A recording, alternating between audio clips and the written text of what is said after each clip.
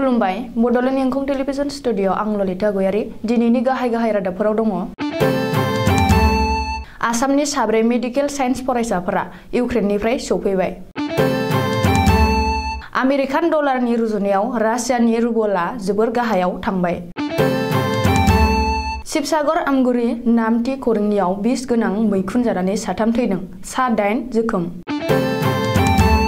Doctor जयति शर्माया गावनि अनजालि बिसिखौ सिखाजों दानस'दों। बिश्वजित दैमारिया लामा जाब्रबथायजों लामायाव गोग्लैनानै थानाय सासे सुबुंखौ बोखांनानै देहा फाहामसालियाव थिसनथाय होदों। माइक्रसफ्ट कम्पानि CEO साइटा नाडिलानि फिसाज्लाया 26 बोसोर बैसोआव रुंसारि जाबाय। दानिया फैदो आबुं रादाबाव।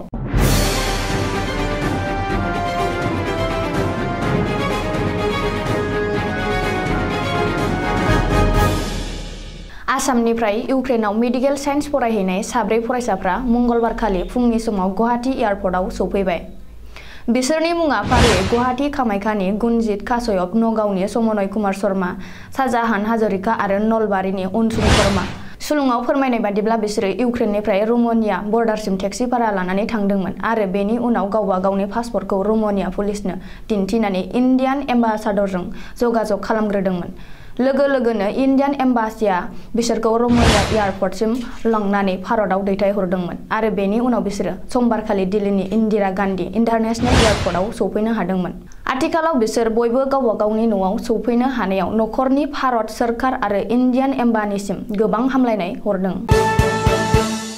रासियाया इउक्रेननि बेरेखायै दावहा फोसावनाय आरो इउक्रेननि सायाव गाग्लोबनायखौ सोंखारिनानै आमेरिका आरो नाटो ग्रुपनि हादरफोरा रासियाखौ बोलोजों नङा सोलोजों नाख्रेबनो नाजानायाव आथिखालाव आफ्रिकान डलारनि रुजुनायाव सानबानि गेजेराव गासै 30% गाहायाव थांबाय। मख'नो गोनांदि सानबानि सिगां 1 आफ्रिकाननि डलारनि रुजुनायाव रासियानि रुबलआ 75%मोन।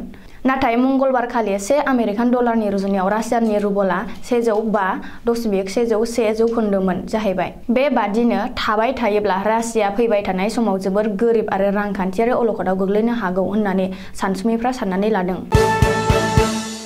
जानाय लोंनायाव सांग्रां जानो रोङियाव आथिखालाव गोबां सुबुङा गोबां देहायारि जेंनाजों मोगा-मोगि जानांगौ जायो। समबारखालि शिबसागर जिल्लानि आमगुरि नामथि खरंनि गामियाव मोनसे नखराव बिस गोनां मैखुन ओंख्रि जाफ्लांनानै साथाम सुबुंनि जिउ खहा जादों। बेनि अनगायैबो गासै सा 8 जोखोम जादोंमोन। गासिबो हस्पिटालाव लांदोंमोनब्लाबो नाथाय दुखुनि बाथ्रादि बिसोरनि गेजेराव साथाम सुबुङा थैनो गोनां जादों।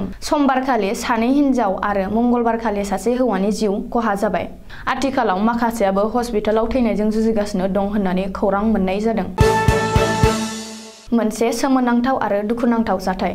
गावजों गावनि गेजेराव रागा जोंलायना नांलाय खमलाय जालायनानै गावनि असे हिनजावखौ गोबौ सिखाजों गोदोना आरो सालाइखौ हास'दों। मख'जाथावदि समबारखालि उदालगुरि जिल्लानि सिङाव थानाय टंला टाउनाव हमिअपेथिक डक्टर जयन्त शर्माया हरनि 11 रिंगासो समाव गावनि चेम्बारनिफ्राय न' फारसे थांनानै गाव आरो बिसिनि गेजेराव रागा जोंलायनानै गावजों गाव दावराव दावसि नांलाय खमलाय एबा एना-एनि जालायनानै रागाजों गावनि असे हिनजावखौ गोबौ सिखाजों गोदोना आरो सालाइखौ हास'नानै बुथारदों।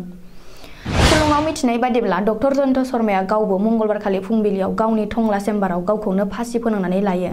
नाथाय दा टंला पुलिसआ मा जाथायनि थाखाय गावजों गावनि गेजेराव नांलाय खमलाय जालायनानै जिउ फोजोबस्रांलायखो बेनि सायाव गोख्रोङै नायबिजिरगासिनो दं होननानै पुलिसआ सुलुङाव फोरमायदों।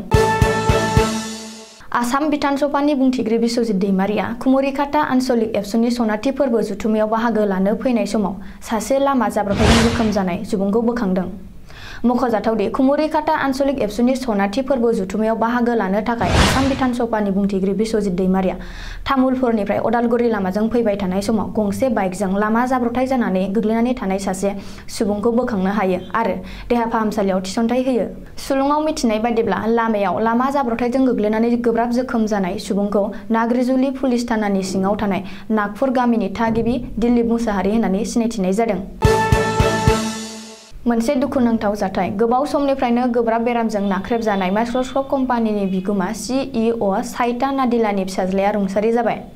मख'जाथावदि माइक्रसफ्ट कम्पानिनि बिगोमा CEO साइटा नाडिलानि आंगो फिसाज्ला जेन नाडिलाया उन्दै समनिफ्रायनो गिथावना सेरिब्रेल पाल्सि बेरामजों नाख्रेबजायै गोबाव समसिम हुइल चेयाराव थानानैसो जिउ खुंबोदोंमोन। नाथाय थांनाय समबारखालि 26 बोसोर बैसोआव जोबथा हां लायो।